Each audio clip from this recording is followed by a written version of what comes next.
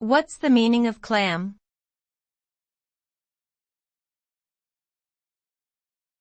Clam.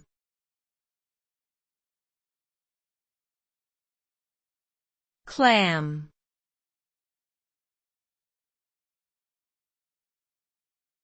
Clam.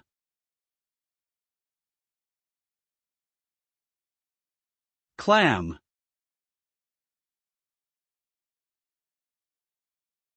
Clam can refer to a variety of things, including a type of shellfish, a tool used for digging, or a state of silence or secrecy.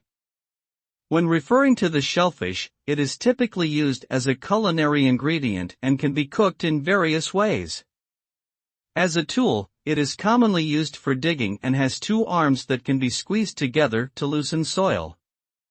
In the context of silence or secrecy, clam is often used in phrases such as clam up to indicate a refusal to speak or reveal information.